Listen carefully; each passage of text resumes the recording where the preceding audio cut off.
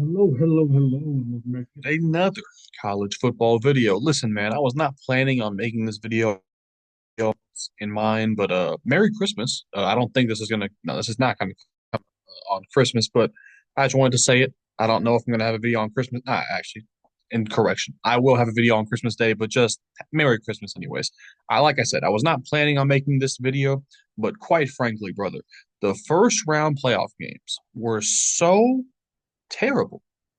And listen, it's one thing that they were hyped out of this world. I mean, every single college football personality on earth said that the first round, these home playoff games, would be unlike anything we've ever seen. And listen, the environments were good. Like Notre Dame on Friday night was electric. Penn State home crowd was electric.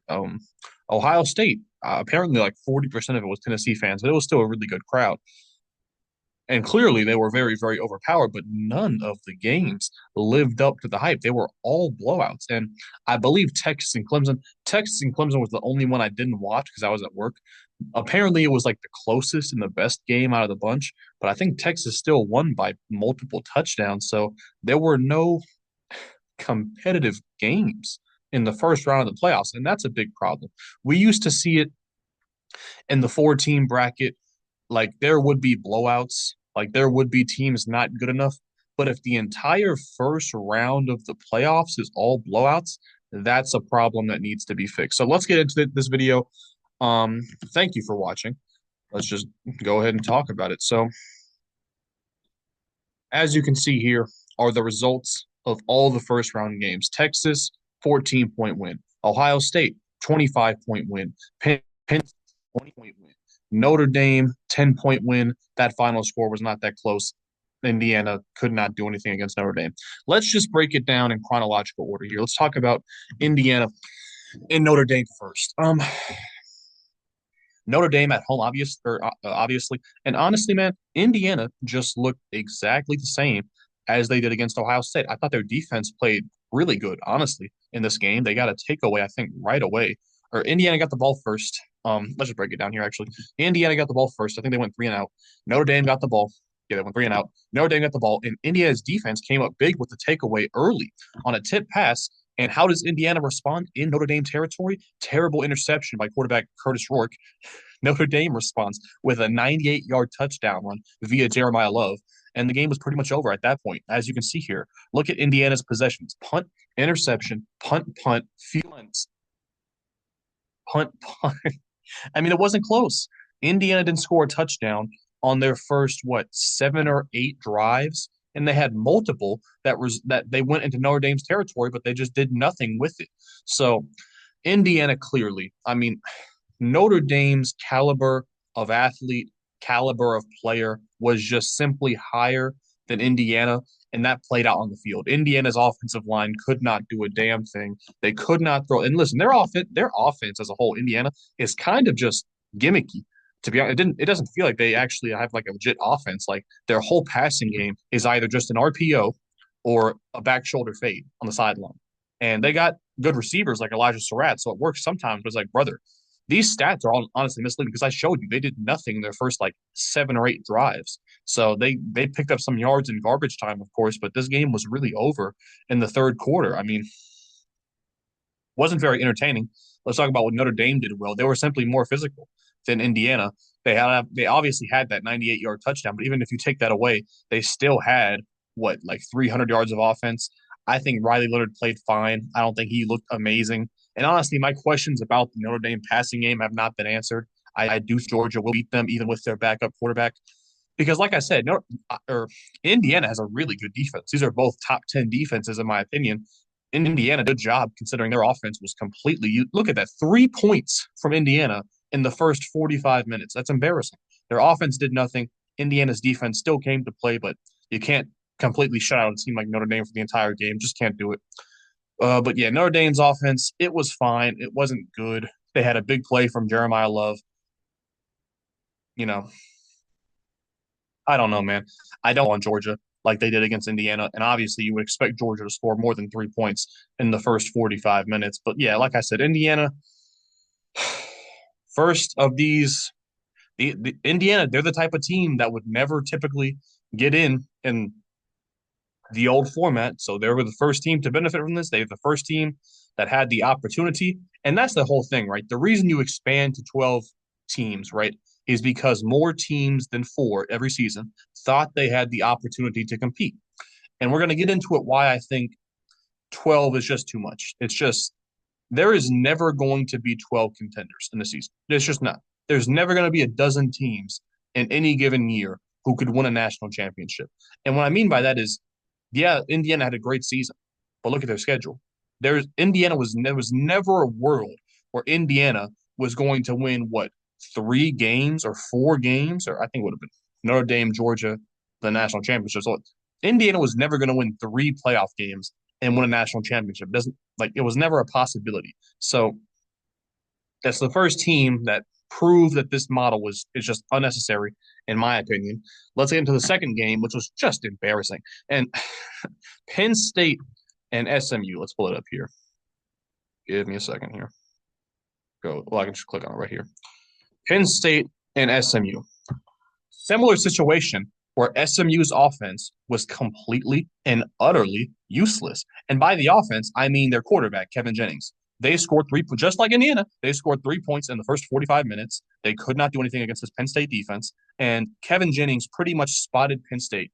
He pretty much was responsible for 4 turnovers in the first half.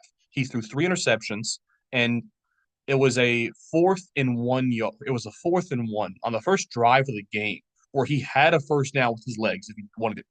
He risked it all. He threw it in the end zone when he just needed a yard. He would have had it with his legs, and it did not result in a touchdown. So pretty much 4 turnovers from Kevin Jennings in the first half, and yeah, that was the game. He threw 2 pick sixes. Penn State's offense struggled. They absolutely struggled in the first half. But after Penn State's defense was exhausted, they stopped Penn State for like 4 or 5 drives, and then that was all she wrote. Their defense could not hold up anymore, and Penn State got to work. Let's see here. Let's see how many stops SMU's defense got. They forced a 3-and-out right away. Then they forced another punt. That's 2 stops. Turnover on downs. That's 3 stops. Another turnover on downs. That's 4 stops that SMU's defense forced. But on Penn State's fifth drive, it was simply too much, and they scored again on their sixth drive. So Penn State or SMU's defense, sorry, came to play just like Indiana, but in both situations, their offense couldn't do shit. And SMU's offense, not only could they not move the ball, but they gave Penn State 14 points as well. So truly a terrible performance from Kevin Jennings and SMU as a whole. Penn State, I mean, their defense impressed me, especially considering how poor they looked against Oregon. But I mean, Drew Aller went 13 for 22 for 137 yards and 0 touchdowns. It's Drew Aller, man. They don't listen. It's just you can tell when it's a good opponent. Like they treated SMU like they were fucking who they beat convincingly this year. I don't even know, like Washington. They treated SMU like Washington. They just didn't need a big game from Drew Aller because it wasn't even close. Penn State's defense outscored SMU's offense. This game was just a mismatch from the very beginning, and yet again, SMU, a team who did not beat a ranked opponent. I don't think they played BYU and Clemson. They lost both those games, and we might be looking at a situation where another team who did not beat a ranked opponent get into the playoffs and gets absolutely fucking dominated. Like I said, there's never going to be 12 teams who are contending for a national championship. There's no need for it to be a 12-team playoff. So we're 2 for 2 here. Now let's look at the Texas Clemson game because honestly, I mean, I didn't watch this game. I watched like the first 30 minutes, I think. Clemson scored on their opening drive. It looked like things could get going, but it looks like the story of this game was just Clemson's defense could not stop the Texas offense. So yeah, you can see here, Clemson scored right away. Texas answered 3-and-out from Clemson. Let's just look at it here. Oh my goodness.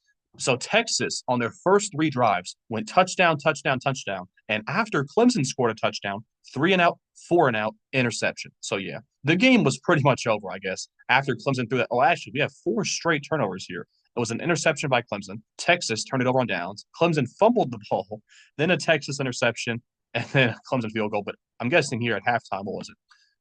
At halftime, it was 28-10, Texas at home. They're not over. It's a 3 possession game at halftime.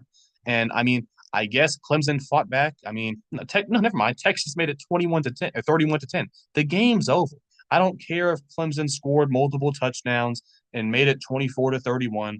Texas scored an 83-yard touchdown drive to completely ice it.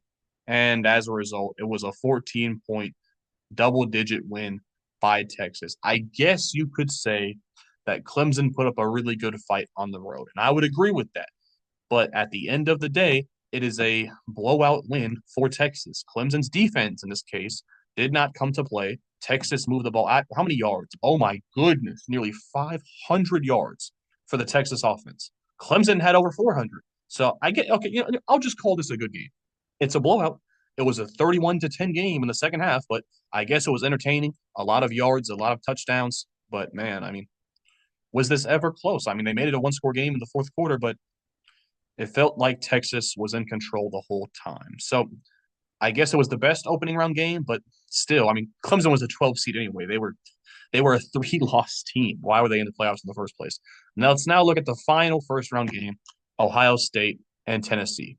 This was certainly the most highly anticipated game of the first round. On paper, a lot of people, including me, thought this would be the best game, but unfortunately, Tennessee are frauds. They got absolutely dominated by the two best teams they played this season, which is Georgia and Ohio State. Their offense did not do anything against the three toughest teams they played, Georgia, Ohio State, and Alabama. And it's pretty simple, in my opinion. Tennessee can't throw the ball against good teams. We saw that over and over and over again this season.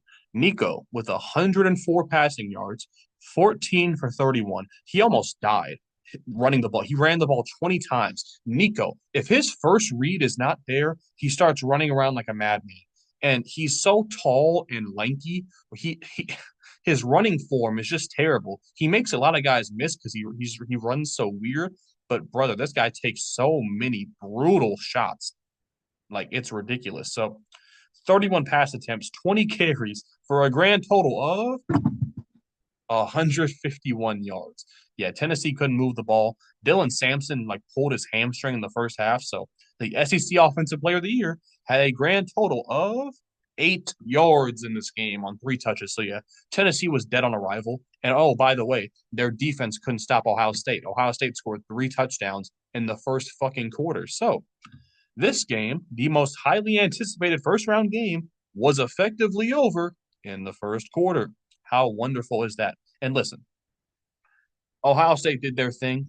I questioned how they would look after that loss to Michigan. I said that they're comes this game. That was my prediction. However, they can, home playoff games are clearly overpowered. Ohio State came out with a purpose, and I think Will Howard played the best game of his career. 348 yards and 2 touchdowns against this Tennessee defense, who is very, very good. Both, again, just like Indiana and Notre Dame, top 10 defenses right here. So, yeah, Ohio State looked good. And listen, I said it at the very start of the year. Ohio State has the best roster in the country. They put it all together this game. This was Ohio State's best game of the year. They needed it. And if they're playing like this, they have a very good chance to go all the way and win the national championship. So Ohio State gets the job done. Tennessee did not come to play. And yeah, so we talked about all the games individually now. Let's talk about the problems I have with the system as a whole. I think I've hammered home the point that there is no reason to have a 12-team playoff. And certainly the solution to this, some fans, the Ole Miss fans, the South Carolina fans, the Alabama fans, they're all like, oh, well, these teams above us lost, so we should have made the playoffs instead. The solution to this is not expanding the playoff. I can promise you that. Please do not go to a 16-team. Three-loss teams should never, ever have a chance to make the college football playoff. Alabama, don't lose to fucking Oklahoma and Vanderbilt if you want to make the playoffs. Ole Miss, don't lose to fucking Florida and Kentucky at home if you want to make the playoffs.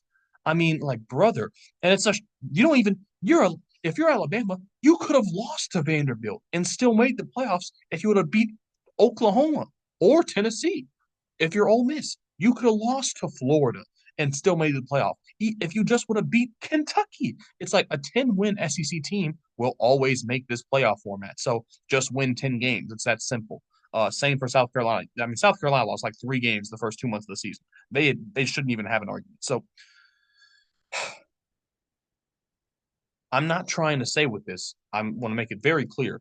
With this whole video, I'm not trying to say that SMU, Indiana, and Clemson, their spots should have gone to South Carolina, Alabama, Ole Miss. That's not what I'm saying at all. What I'm saying is they need the playoffs down in the future to 10 or preferably 8. I think 8 would have been absolutely perfect for last season because if you think about it, think about the teams that got left out. Florida State, 13-0, they should have made the playoffs. They lost their roll game. Georgia, I think they went 12-1, but and they lost to Alabama. They should have made the playoffs. And Oregon, I thought Oregon was the top 5 team in the country. They missed out on the playoffs because they lost to Washington twice. So I think an 8-team playoff would have been perfect for last year, and I think it would have been perfect for this year. You would have still had, in my opinion, Oregon, Ohio State, Texas, Tennessee, Penn State, Georgia, and Notre Dame, and then whoever you think deserves that 8 spot, give one team a shot. I think there's typically between 4 to 6 teams who could realistically win a national championship every year. That's just my opinion. Sometimes there's one more, sometimes there's one less than that number. But I think between 4 and 6 usually is the number.